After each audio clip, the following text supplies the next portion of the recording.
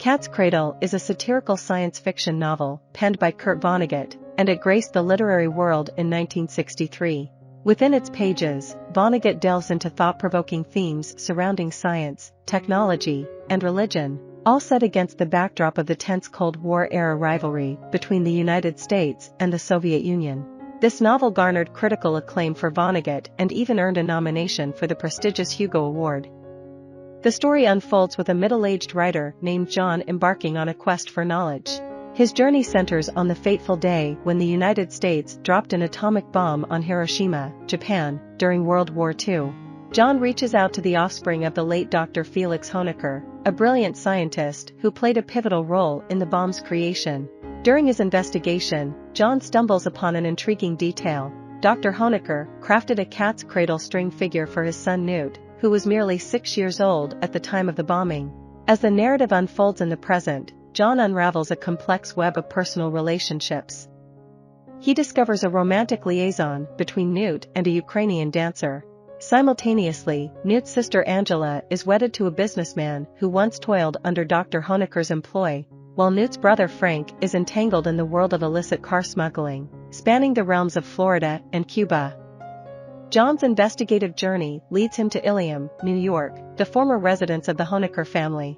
Here, he gleans insights from the locals, shedding light on Dr. Hoenikker's peculiar persona, a socially awkward, absent-minded genius seemingly oblivious to the repercussions of his groundbreaking discoveries. John encounters Dr. Asa Breed, Dr. Hoenikker's former supervisor, and explores the grounds of General Forge and Foundry, the research company where Dr. Hoenikker devoted his talents. During his visit, he stumbles upon a tantalizing rumor that Dr. Hoenikker may have stumbled upon the elusive Ice 9, a revolutionary variant of ice with a significantly higher melting point than conventional ice. As John's odyssey continues, he sets his sights on the remote island nation of San Lorenzo, compelled to craft a journalistic piece on the enigmatic philanthropist Julian Castle, who presides over a local hospital. Along the way, John uncovers a startling revelation. Frank Hoenikker has ascended the ranks to serve under Miguel Papa Monzano, the island's incumbent president. Sharing the flight are Newt and Angela, en route to commemorate Frank's engagement to Mona, Papa Monzano's adopted daughter. John's journey on San Lorenzo introduces him to a colorful cast of characters. He encounters Horlick Minton, the U.S. ambassador to San Lorenzo, and his wife Claire, as well as the ambitious industrialist H. Lowe Crosby, who harbors dreams of establishing a bicycle manufacturing plant on the island, alongside his wife Hazel. During his stay, John unearths the island's complex history.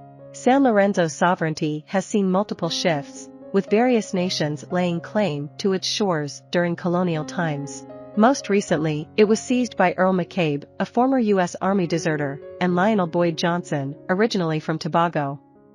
These two individuals found themselves shipwrecked on the island in 1922.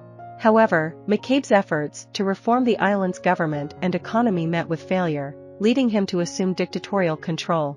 In contrast, Johnson, now known as Bokonon, initiated a religion called Bokononism. This faith was designed to bring happiness by imparting comforting, albeit fictitious, truths to its adherents. At Bokonon's request, McCabe went so far as to outlaw Bokononism, paradoxically making it more alluring to the island's residents. These two enigmatic figures orchestrated a grand narrative of good versus evil to imbue the islanders' lives with meaning. Upon his arrival, John discovers Papa Monzano, the successor to McCabe, in a state of deteriorating health. He lodges at Casa Mona, a hotel under the ownership of Julian's son, Philip. Before long, Frank extends an invitation to John, granting him a glimpse into the peculiar world of the Hoenikker family.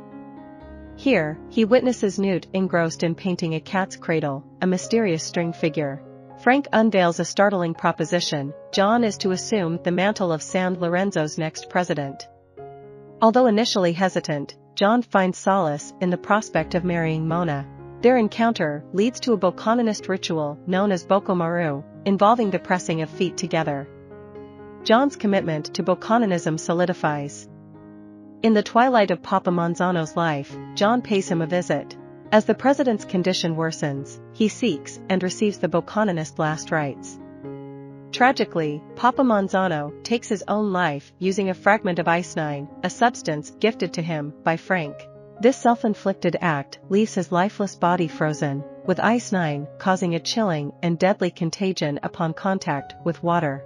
In a harrowing revelation, John confronts Frank, Angela, and Newt, who confess that they each possess fragments of ice-9, inherited upon their father's demise. Newt's piece was pilfered by a Ukrainian dancer, while Angela's husband absconded with hers, setting the stage for an impending catastrophe. In a desperate bid to avert disaster, they decide to thaw the lethal ice-9 and make arrangements to cremate Papa Manzano's body later. Meanwhile, the island is immersed in the festivities of a local holiday. During an airborne spectacle, an unfortunate pilot crashes into the castle, inadvertently propelling Papa Manzano's frozen remains into the ocean below. This chilling event triggers a series of bizarre meteorological phenomena, including the emergence of devastating tornadoes. In the midst of this cataclysmic chaos, John and Mona take refuge in Papa Manzano's underground bomb shelter for several days. When they finally venture outside, they encounter a grim tableau, an alarming number of individuals who have met their end by ingesting ice-9 atop the island's highest peak. These tragic acts, inspired by the teachings of Bokanon, leave an indelible mark on the survivors. Mona, too, succumbs to despair and follows suit, leaving John to confront a world forever altered. He joins a small group of survivors, including the Crosbys, Newt, and Frank. Here, amidst the ruins of their former lives, John embarks on the arduous task of chronicling the events that would later become the book known as Cat's Cradle. Overwhelmed by a sense of hopelessness and existential uncertainty, John embraces Bokononism, aligning himself with the enigmatic religious leader Bokanon. In their profound encounter, Bokanon imparts crucial guidance to John. He advises him to ascend to the summit of Mount McCabe, bearing witness to humanity's folly, and symbolically defy the divine by ingesting ice-9. By adopting a satirical lens to scrutinize technological progress, Vonnegut challenges the prevailing assumption that scientific advancements inevitably lead to human well-being. In his exploration, he underscores the enduring significance of humanistic endeavors such as art and religion, even in the face of catastrophic consequences. I hope you enjoyed this video. Leave a like if you did, and be sure to subscribe. Thank you.